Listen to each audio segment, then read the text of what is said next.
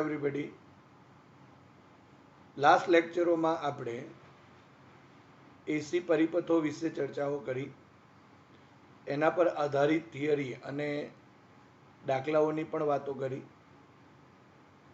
તો આજે આપણે એક એલસી પરિપથ અને એલસી ડોલનો વિશે ચર્ચા કરીશું. તો આ જે એલસી પરિપથ અને એલસી ડોલનો એટલે શું, એના વિશે પહેલા આપણે જાણી લઈએ અને ત્યાર પછી આપણે એલસી પરિપથ માટેનું વિકલ સમીકરણ મેળવીએ. તો એલસી પરિપથ કોને કહે છે અને એલસી ડોલનો એટલે શું? તો સૌપ્રથમ આપણે એલસી પરિપથની વ્યાખ્યા આપીએ અને ત્યારબાદ એલસી ડોલનો માટે. હવે એલસી પરિપથનો મતલબ એવો થાય કે જ્યારે જેનો અવરોધ અવગણી શકાય એટલો નાનો હોય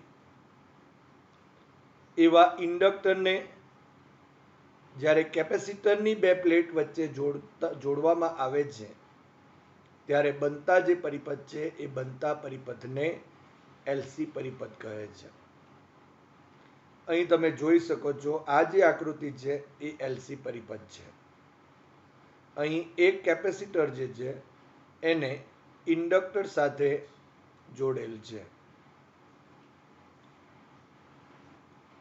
એનો મતલબ એમ થયો કે અહીં અવરોધને લગભગ આપણે શૂન્ય ગણીએ તો એ શુદ્ધ ઇન્ડક્ટર કહી શકાય અને એને જ્યારે કેપેસિટર સાથે જોડવામાં આવે ત્યારે એ પરિપથને આપણે એલસી પરિપથ કહીએ છીએ.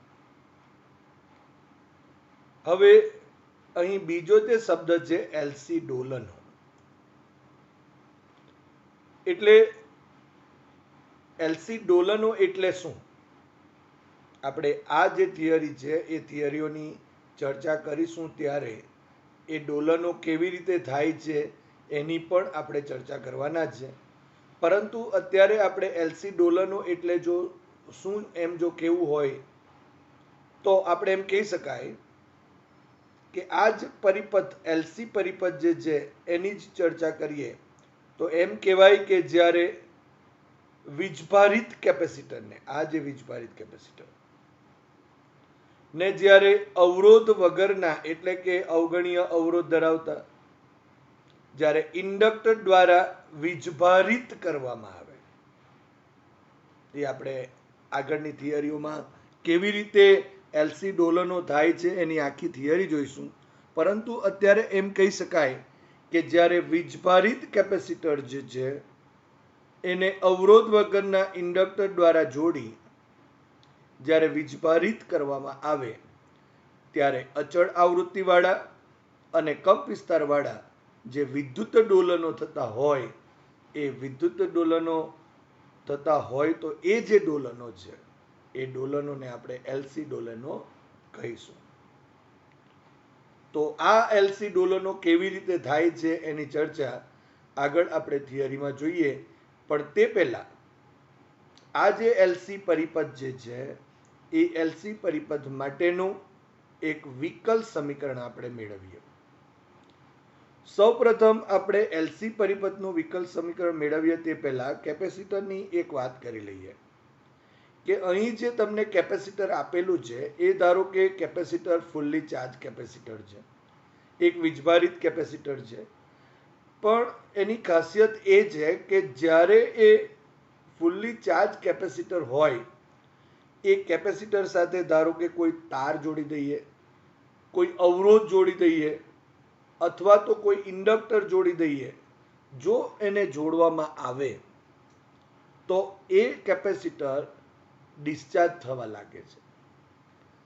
હવે અહીં આપણે ઇન્ડક્ટરનો જ કેમ ઉપયોગ કરીએ છીએ તો એની જો ચર્ચા કરવી હોય તો એમ કહી શકાય કે ધારો કે કોઈ જો તાર જોડીએ અથવા તો અવરોધ જોડીએ તો અવરોધ જોડવાથી શું થશે કે આ જે કેપેસિટર છે એ કેપેસિટર અહીં ડિસ્ચાર્જ થવા લાગશે અને જ્યારે ડિસ્ચાર્જ થાય ત્યારે એનો વીજભાર ઘટતો જશે અને પરિપથની અંદર એક વિદ્યુત પ્રવાહ ઉત્પન્ન થાય જે અવરોધને લીધે ઉષ્મા ઉર્જામાં રૂપાંતરિત થાય અને એના લીધે આપણને જે અહીં જે કેપેસિટર છે એની જે વિદ્યુત ઉર્જા જે ઉષ્મા ઉર્જા રૂપે મળે છે એનો ફરીથી આપણે ઉપયોગ કરી શકતા નથી અને એટલા માટે આપણે કેપેસિટર સાથે અવરોધને બદલે ઇન્ડક્ટર જોડી એક એલસી પરિપથ બનાવવામાં આવે છે અને એ એલસી પરિપથ દ્વારા આપણે અહીં એલસી ડોલનો મેળવી શકાય. તો અહીં આકૃતિ જે આપેલી છે એ આકૃતિ ની થોડી વાતો કરી લઈએ. તો અહીં એમ કહી શકાય કે અને એના ઉપરથી પછી એલસી પરિપથ માટેનું વિકલ સમીકરણ આપણે મેળવીએ. અહીં કેપેસિટર આપેલ છે જે ફૂલ્લી ચાર્જ છે.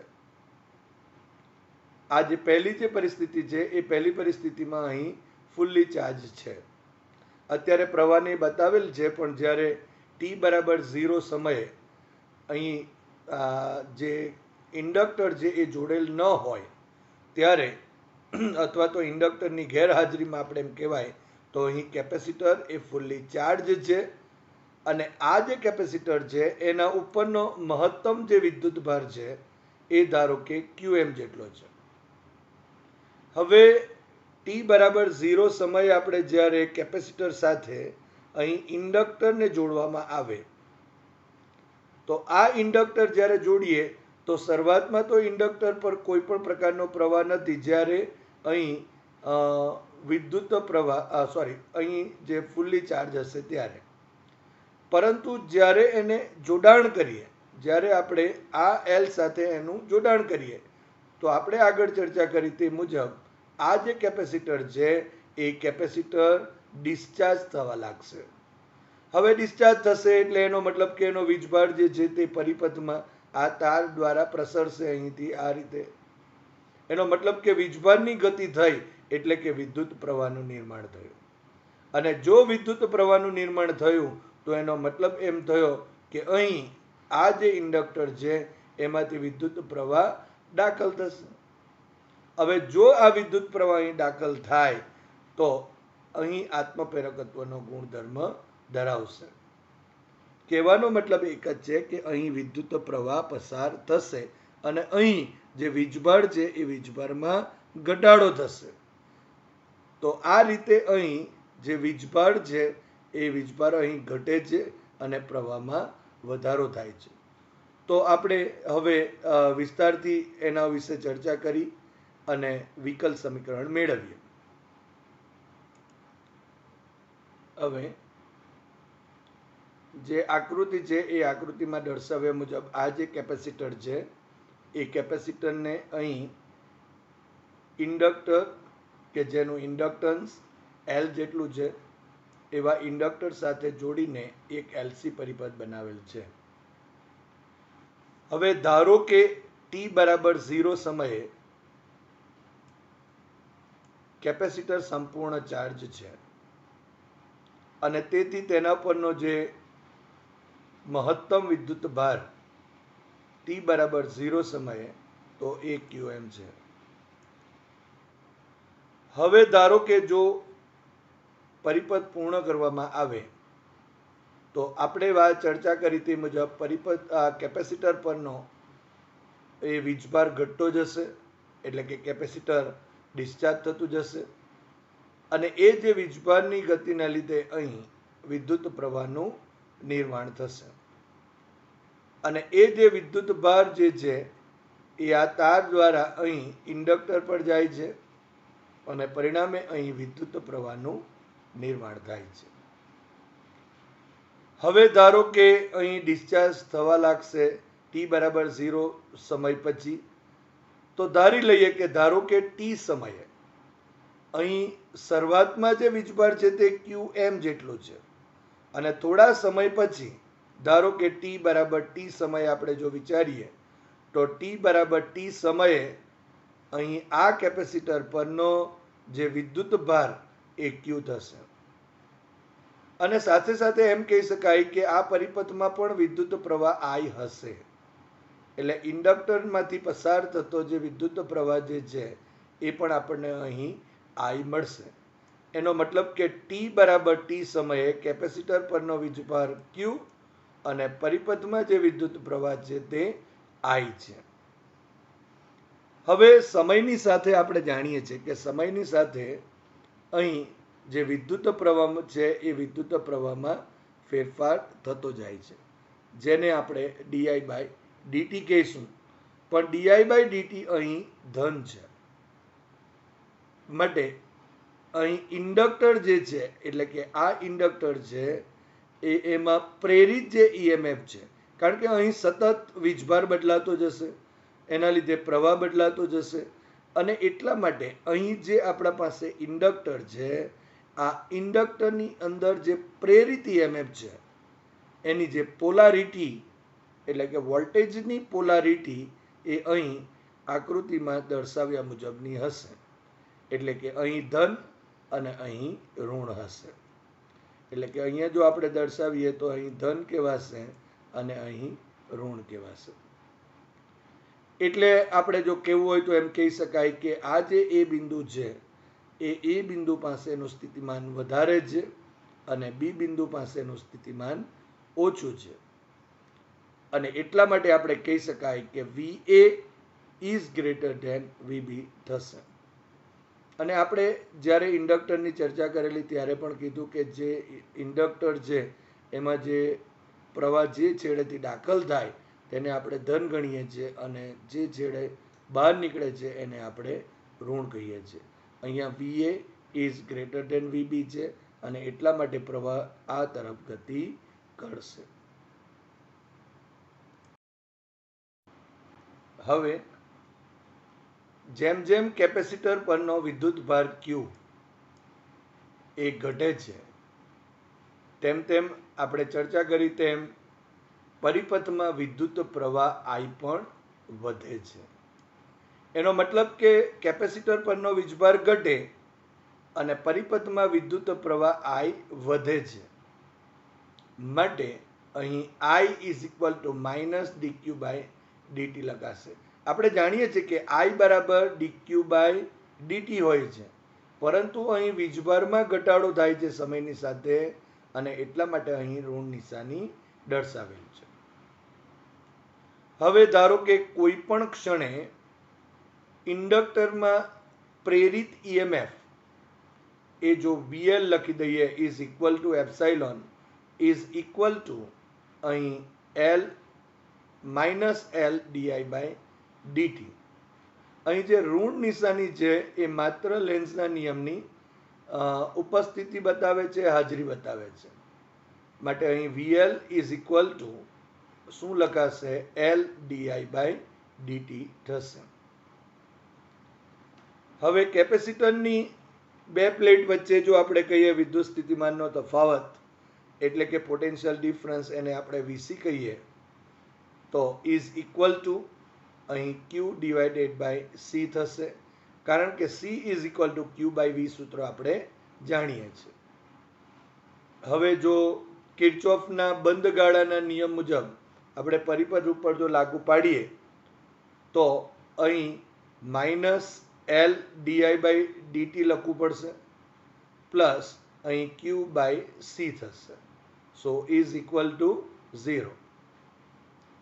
હવે I ઇઝ ઇક્વલ ટુ આપણે અહીં -dq/dt લીધું, માટે -L d/dt ઓફ -dq/dt જે I ની કિંમત લખી છે આપણે અહીં plus Q/C is equal to 0 જે અહીં દર્શાવેલ છે. હવે આ માઇનસ અને આ માઇનસ એટલે માઇનસ ઇન્ટુ માઇનસ પ્લસ થશે અને L d2Q/dt² લખાશે plus Q/C is equal to 0 થશે. માટે હવે જો આપણે L વડે જો ભાગી નાખીએ તો અહીં d2Q/dt² plus Q/LC is equal to 0 થશે. માટે હવે તમે અહીં જોઈ શકો છો કે 1/LC એટલે કે D square Q by DT square plus Q by એલસીમાં 1/LC is equal to omega 0 square થાય.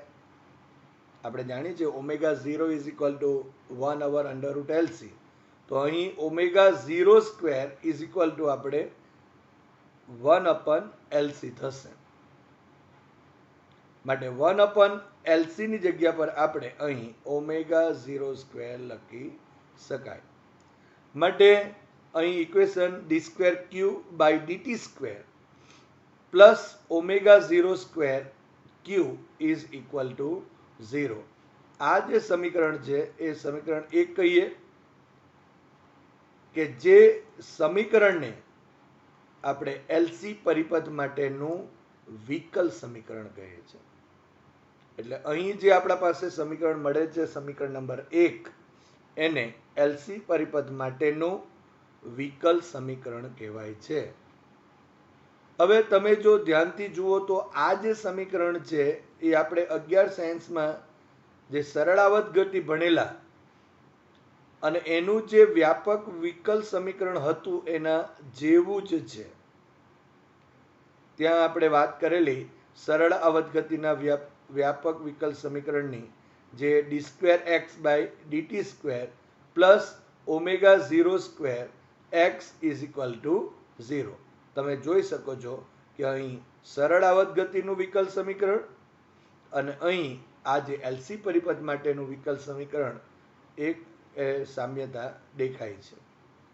અહીં જે ક્યુ છે એ અહીં ચલ તરીકે છે, અહીં એક્સ ચલ તરીકે છે. તેથી અહીં આપણે એમ કહી શકાય કે કેપેસિટરની જે ડિસ્ચાર્જની જે પ્રક્રિયા થાય છે, જે ઘટના બને છે એ સરળ આવર્ત ગતિ જેવી છે. માટે જો આપણે આ જે સમીકરણ છે એ સમીકરણનો ઉકેલ પણ મેળવી શકાશે. અહીંયા આપણે એક્સનો ઉકેલ મેળવતા અને આ વિકલ જે સમીકરણ છે એનો ઉકેલ મેળવવા માટે આપણે યાદ કરીએ તો એક્સ ઇઝ ઇક્વલ ટુ ક્યાં તો એ સાઇન ઓમેગા ટી પ્લસ 5 લેતા, અથવા તો કોસ બી લઈ શકાય, અથવા તો બેનું કોમ્બિનેશન પણ લઈ શકતા.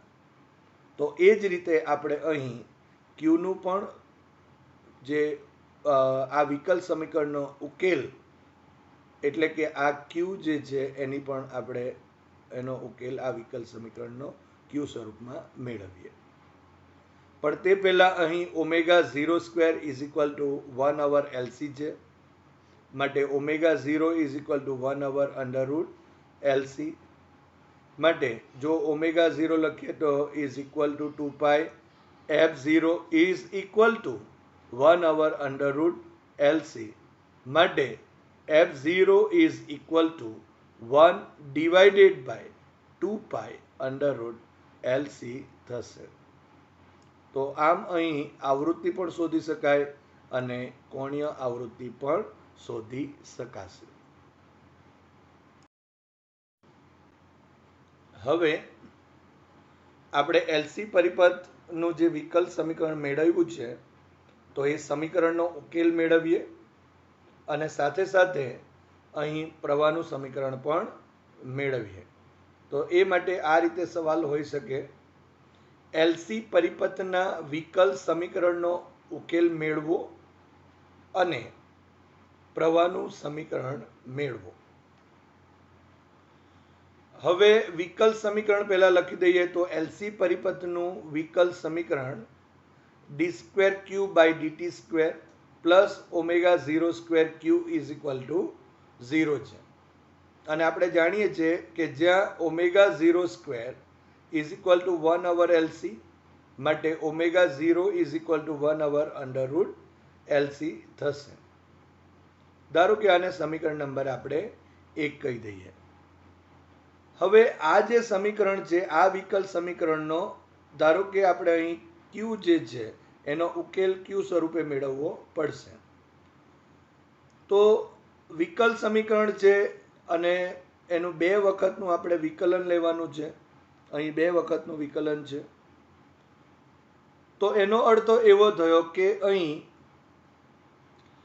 જો ક્યુ ની કિંમત આપણે અહીં મૂકીએ તો આ જે સમીકરણનું સમાધાન થાય, તો એ સમીકરણનું સમાધાન થાય તો એનો ઉકેલ કહેવાય. તો આપણે જાણીએ છીએ કે સરળ આવત ગતિની અંદર પણ આપણે જે ચર્ચા કરી તે મુજબ કે x ઇઝ ઇક્વલ ટુ આપણે a sin omega 0 t plus 5 લેતા હતા, અથવા તો cos ઓમેગા 0 t પ્લસ 5 લેતા હતા. તો અહીં આપણે ધારી લઈએ કે ધારો કે સમીકરણ 1 એટલે કે આ એલસી પરિપથનું જે વિકલ સમીકરણ છે એનો ઉકેલ એ q is equal to qm cos omega 0 t plus 5 છે. ધારો કે એને આપણે સમીકરણ નંબર 2 કહીએ. હવે અહીં જે આપણને પદ મળે છે એમાં qm મળે છે. qm એ q નું મહત્તમ મૂલ્ય છે, એટલે કે t બરાબર 0 સમયે જે કેપેસિટર હતું એ સંપૂર્ણ ચાર્જ હોય અને ત્યારે જે વીજભારનું મૂલ્ય છે તે qm છે, અને phi એ કળા અચળાંક છે. હવે t બરાબર 0 સમય આપણે લઈએ તો t બરાબર 0 સમયે q બરાબર qm છે. તો સમીકરણ 2 પરથી અહીં આપણે લખીએ તો q is equal to qm cos omega 0 t plus 5. હવે t બરાબર 0 લખીએ અને જ્યાં q છે ત્યાં આપણે qm લખી દઈએ. તો અહીં qm ઇઝ ઇક્વલ ટુ આ qm ઇન્ટુ cos 0 પ્લસ 5 થશે. માટે અહીં cos 5 થયું, માટે cos 5 ઇઝ ઇક્વલ ટુ આ qm by qm is equal to 1 થશે. માટે cos 5 ઇઝ ઇક્વલ ટુ 1 થાય. માટે આપણે એમ કહી શકાય કે અહીં phi is equal to 0 degree થશે. માટે સમીકરણ 2 પરથી q is equal to qm cos omega 0 t, કારણ કે phi ઇઝ ઇક્વલ ટુ 0 છે, તો q ઇઝ ઇક્વલ ટુ અહીં આપણને qm cos ઓમેગા 0 t મળે છે. ધારો કે એને સમીકરણ નંબર 3 કહીએ. હવે આપણે જાણીએ છીએ કે જો આપણે વીજભારનું જો સમયની સાપેક્ષ વિકલન જો કરીએ તો અહીં વિદ્યુત પ્રવાહ મેળવી શકાય. માટે આપણે જો વિદ્યુત પ્રવાહનું સમીકરણ મેળવવું હોય તો અહીં q નું વિકલન કરવું પડે. તો સમયની સાપેક્ષ આપણે વિકલન લઈએ તો dq by dt is equal to આ qm અચળ છે, અને અહીં cos જે છે ઓમેગા 0 t એનું વિકલન અહીં માઇનસ સાઇન ઓમેગા 0 t થશે. અને ફરી પાછું જો ઓમેગા 0 t છે એનું જો આપણે અહીં વિકલન કરીએ તો એ ઓમેગા 0 થશે. માટે અહીં dq by dt is equal to qm કાઉન્સમાં minus sine omega 0 t into omega 0 થશે. હવે અહીં dq બાય dt જે સમય સાથે ઘટે છે અને એટલા માટે આપણે અહીં i ને બદલે આપણે માઇનસ i લીધું છે. આપણે આગળ પણ ચર્ચા કરી, અહીં i is equal to minus dq by dt લખેલો, માટે dq બાય dt હોય તો is equal to minus i લખાશે. માટે minus i is equal to minus અહીં qm omega 0 sine omega 0 t થશે. એટલે હવે આપણે જો અહીં માઇનસ અને માઇનસ કેન્સલ આઉટ કરીએ તો અહીં i ઇઝ ઇક્વલ ટુ આ qm omega 0 into sign omega 0 t થશે. પરંતુ અહીં qm ઇન્ટુ ઓમેગા 0 એટલે આપણે im લખી શકાય. માટે i is equal two im sign omega 0 t થશે. એટલે કે જ્યારે સાઇન ઓમેગા 0 t 1 થાય ત્યારે i ની કિંમત મહત્તમ મળે છે ને આપણે im કહીશું. એટલે im is equal to qm into omega 0 થશે. માટે અહીં જે પરિપથનો જે પ્રવાહ છે એનું જે સમીકરણ એ I is equal two Im sign omega 0 t થશે. તો તમે અહીં જોઈ શકો છો કે આ જે આપણા પાસે જે બે સમીકરણ મળે છે એ બે સમીકરણમાં અહીં Q is equal to QM cos omega 0 t છે અને અહીં I is equal two Im sign omega 0 t છે. એટલે અહીં આપણે એમ કહી શકાય કે બેની વચ્ચે જે કળાનો જે તફાવત છે તે π/2 રેડિયન જેટલો છે.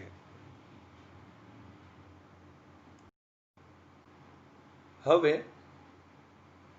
એલસી પરિપથની અંદર કેપેસિટર પરનો વીજભાર Q અને ઇન્ડક્ટર જે છે એમાંથી પસાર થતો એટલે કે પરિપથનો જે વિદ્યુત પ્રવાહ છે એ વિદ્યુત પ્રવાહ I ના સૂત્રો આપણે મેળવ્યા અને આ જે સૂત્ર મેળવ્યા તેના ઉપરથી આપણે Q અને I બંને સમયના આવર્ત વિધેયો છે એમ આપણને માલમ પડે છે. એનો મતલબ એમ થયો કે જેમ જેમ કેપેસિટર પરનો જે વિદ્યુત ભાર જે છે એ ઘટતો જશે તેમ તેમ પરિપથમાં પ્રવાહ વહેતો જશે. તો આ જે વીજભાર છે એ વીજભારો કેપેસિટરની બે પ્લેટ વચ્ચે કેવી રીતે ડોલનો કરે છે તો એ કેવી રીતે ડોલનો કરે છે એ વિશે આપણે સમજીએ. માટે અહીં ક્વેશ્ચન આ રીતે હોઈ શકે, એલસી પરિપથના ડોલનો કેવી રીતે થાય છે તે સમજાવો. હવે શરૂઆતમાં આપણે જે ચર્ચાઓ કરી તે મુજબ અહીં કેપેસિટર જે છે એ કેપેસિટર ફૂલ્લી ચાર્જ કેપેસિટર છે અને ફૂલ્લી ચાર્જ કેપેસિટર સાથે અહીં ઇન્ડક્ટર અત્યારે જોડેલ નથી. એટલે અત્યારે આ એલસી પરિપથ છે નહીં. અહીં અત્યારે આપણે જોઈ શકાય છે જે કળ છે એ કળ ખુલ્લી કળ છે. એટલે કે પ્રારંભમાં જો આપણે કહીએ તો એમ કહી શકાય કે કેપેસિટર જોડેલ તો છે પરંતુ અહીં કળ ખુલ્લી હોય એટલે કે t બરાબર 0 સમયની સ્થિતિ આપણે કહી રહ્યા છીએ. તો શરૂઆતમાં આપણે અહીં આ જે પરિપથ છે એલસી પરિપથ એની આપણે ચર્ચા કરીએ. હવે જો ધારો કે આ કેપેસિટર ફૂલ્લી ચાર્જ હશે તો એનો મતલબ કે આ પરિપથમાંથી કોઈ પણ વિદ્યુત પ્રવાહ પસાર થતો નહીં હશે અને એટલા માટે ઇન્ડક્ટરમાં જે વિદ્યુત પ્રવાહ ના પસાર થતો હોય તો ત્યાં ઉર્જા શૂન્ય હશે. તો એ જ ચર્ચાઓ આપણે આગળ કરીએ.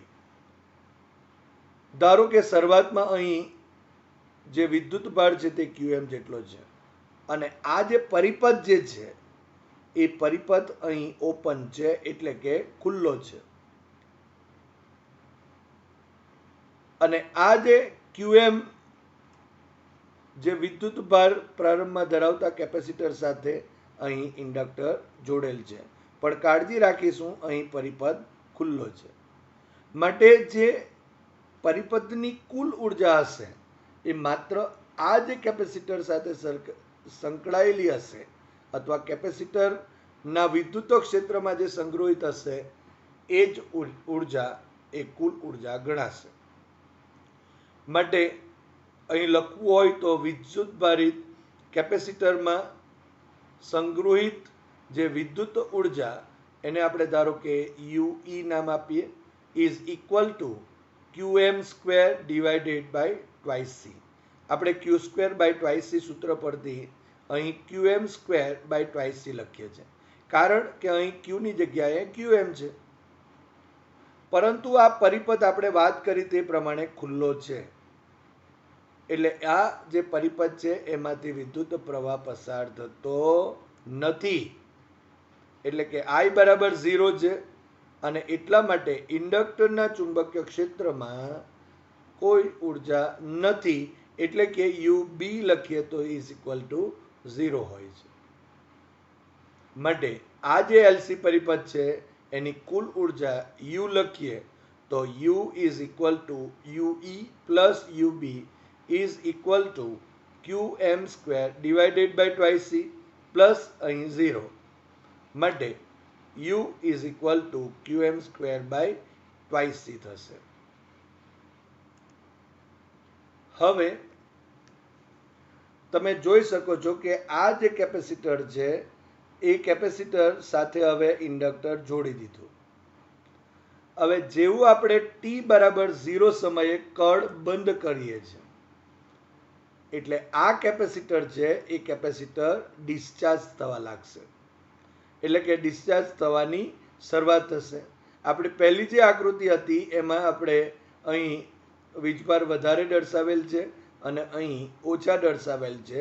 એનો અર્થ એવો થયો કે અહીં t બરાબર 0 સમયે જ્યારે કળ બંધ કરીએ ત્યાર પછી કેપેસિટર ડિસ્ચાર્જ થવાની શરૂઆત થશે અને જેમ જેમ વીજભાર ઓછો થતો જશે તેમ તેમ અહીં વિદ્યુત પ્રવાહના મૂલ્યમાં પણ વધારો થતો જશે અને જેમ જેમ વિદ્યુત પ્રવાહમાં વધારો થતો જશે તેમ તેમ આ જે ઇન્ડક્ટર છે એ ઇન્ડક્ટરના અંદર ચુંબકીય ક્ષેત્ર વધતું જશે અને તેથી આપણને આ ચુંબકીય ક્ષેત્ર જે મળે છે એ ચુંબકીય ક્ષેત્રમાં એક ચુંબકીય ઉર્જા મળશે અને ઇન્ડક્ટરમાં જે મળતી ચુંબકીય ઉર્જા એ આપણે આ સૂત્ર સ્વરૂપે સંગ્રહિત થશે, જે આપણે જાણીએ છીએ UB is equal to 1/2 LI² સ્વરૂપે સંગ્રહિત થશે. ધારો કે કોઈ એક સમયે એટલે કે t સમયે આપણે જાણીએ છીએ કે t સમયે અહીં વીજભાર QM માંથી ઘટીને Q થઈ જશે અને અહીં 0 I બરાબર 0 થી વધીને અહીં I જેટલો થશે. તો કેપેસિટરમાં સંગ્રહિત જે વિદ્યુત ઉર્જા છે એ UE is equal to Q² by twice C થશે અને ઇન્ડક્ટરમાં સંગ્રહિત જે ચુંબકીય ઉર્જા છે એ UB is equal to 1/2 LI² જેટલી થશે. આમ આપણે જો હવે LC પરિપથની કુલ ઉર્જા જો કહીએ તો તે U is equal to Q² by twice C plus 1/2 LI² જેટલી થશે. તો આમ આપણે કહી શકાય કે t બરાબર t સમયે અહીં UE પણ હશે અને UB પણ હશે.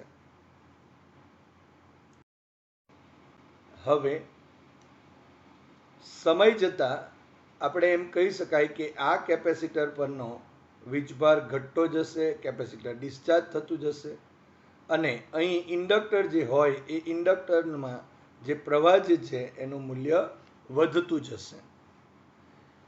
પણ આકૃતિ C માં દર્શાવ્યા મુજબ આપણે એમ કહી શકાય કે જ્યારે t is equal two t/4 જેટલો ટાઈમ થશે સમયે જે પ્રવાહ જે છે એનું મૂલ્ય મહત્તમ થશે અને ત્યારે આ જે કેપેસિટર છે એ ફૂલ્લી ડિસ્ચાર્જ થઈ જશે અને ફૂલ્લી ડિસ્ચાર્જ જો થઈ જાય તો અહીં જે વિદ્યુત ભાર છે એ વિદ્યુત ભાર અહીં શૂન્ય થઈ જશે અને તેથી જે કેપેસિટરની જે બધી જ વિદ્યુત ઉર્જા છે એનું આ જે આપણા પાસે ઇન્ડક્ટર છે એ ઇન્ડક્ટર ના ચુંબકીય ક્ષેત્રમાં ચુંબકીય ઉર્જા રૂપે સંગ્રહ થશે અને એ સૂત્ર આપણે જાણીએ છીએ. અહીં જો UB લખીએ તો ઇઝ ઇક્વલ ટુ 1/2 LIM² થશે અને તે સમયે આ જે આપણા પાસે t is equal two t/4 સમય જે છે તે સમયે આપણે કહીએ તો કેપેસિટર પર વીજભાર નથી માટે કેપેસિટરમાં સંગ્રહિત જે ઉર્જા હશે તે 0 થઈ જશે, જે UE ઇઝ ઇક્વલ ટુ 0 થયું અને એટલા માટે અહીં આપણે આ જે ક્ષેત્ર રેખાઓ છે એ મહત્તમ દર્શાવેલ છે. હવે આ જે મહત્તમ ચુંબકીય ઉર્જા જે મળી એ આ કેપેસિટરની જે t બરાબર 0 સમયે જે મહત્તમ ઉર્જા હતી એ વિદ્યુત ઉર્જા જેટલી જ હોય છે અને જે સમયે અહીં આપણે કીધું તે પ્રમાણે અહીં વીજભાર શૂન્ય થઈ જાય તો તે સમયે એ કેપેસિટર ઉપર ઉર્જા હોતી નથી, બધી જ ઉર્જા આ ઇન્ડક્ટરને મળી જાય છે. હવે ઇન્ડક્ટર પરથી જે વીજભાર છે એ વીજભાર હવે કેપેસિટર પર આવશે અને એ કેપેસિટરને વીજભારિત કરવાનું ચાલુ કરશે. જે તમે આકૃતિમાં અહીં જોઈ શકો છો, આકૃતિ ડીમાં તમે જોઈ શકો છો કે અહીં જે મેક્સિમમ હતું ચુંબકીય ક્ષેત્રમાં ચુંબકીય ઉર્જા, એની ક્ષેત્ર રેખાઓ ઘટેલી બતાવેલી છે. એનો મતલબ કે અહીં જે પ્રવાહ જે છે એ પ્રવાહમાં ઘટાડો થશે અને આ જે ઇન્ડક્ટર છે તે આ જે કેપેસિટર છે એ ઇન્ડક્ટર પરથી વીજભાર કેપેસિટર પર આવશે અને કેપેસિટરને વીજભારિત કરશે. પરંતુ એક વાત નોંધી લઈએ કે અહીં જ્યારે આ પ્રક્રિયા થશે ત્યારે હવે આ જે કેપેસિટર છે એના ઉપરની જે પોલારિટી હશે, ધ્રુવીયતા જે હશે એ બદલાઈ જશે. એટલે અહીં ધન વીજભાર થશે અને ઉપરની જે પ્લેટ ધન હતી તે ઋણ વીજભારિત થશે. અને આકૃતિ ઈમાં દર્શાવ્યા મુજબ તમે જોઈ શકો છો અહીં કે T is equal to T સમયે T is equal to T by 2 સમયે કેપેસિટર ફરી પાછું સંપૂર્ણ વીજભારિત એટલે કે ચાર્જ થઈ જશે. પરંતુ એની પોલારિટી જે છે એ પોલારિટી અહીં બદલાઈ જશે. જે એ આકૃતિ જે પહેલી હતી, આકૃતિ એ હતી, એ આકૃતિ એ કરતાં વિરુદ્ધ હશે. એનો મતલબ એમ થયો કે T is equal to T by 2 સમય સુધી કેપેસિટર ચાર્જ થશે અને t is equal to T by 2 સમયે એ સંપૂર્ણ ચાર્જ થઈ જશે અને એની પોલારિટી પણ અહીં બદલાઈ જશે. આમ તે સમયે અહીં આપણે જોઈ શકાય કે જો આ સંપૂર્ણ કેપેસિટર સંપૂર્ણ જો ચાર્જ થઈ જાય અહીં, તો એનો મતલબ એમ થયો કે આ ઇન્ડક્ટરમાંથી પ્રવાહ વહેતો બંધ થઈ જશે. એટલે કે અહીં પ્રવાહ શૂન્ય થઈ જશે અને આ જે સમગ્ર પ્રક્રિયા છે એનું ચોક્કસ સમયગાળે પુનરાવર્તન થયા કરશે અને તંત્રની ઉર્જા કેપેસિટર અને આ જે ઇન્ડક્ટર છે એ બેની વચ્ચે અહીં દોલનો કરે છે. એટલે જો આપણે એલસી દોલનોને વ્યાખ્યાયિત કરવું હોય તો આ રીતે કહી શકાય કે આ જે કેપેસિટર છે એ કેપેસિટરની બે પ્લેટોની વચ્ચેનો જે વિદ્યુત ભાર એ ઇન્ડક્ટરના લીધે ઇન્ડક્ટર થકી દોલન કરે છે અને આ ઘટનાને આપણે એલસી પરિપથના દોલનો કહેવાય. તો આ રીતે એલસી પરિપથના દોલનો થાય છે, જેની આપણે વિસ્તારથી ચર્ચા કરી. એટલે એમ કહી શકાય કે કેપેસિટરના બે પ્લેટોની વચ્ચે જે વીજભાર ઇન્ડક્ટર થકી અથવા તો ઇન્ડક્ટરના લીધે દોલનો કરે છે, તો આ જે ઘટના છે એ ઘટનાને એલસી પરિપથના દોલનો કહેવાય.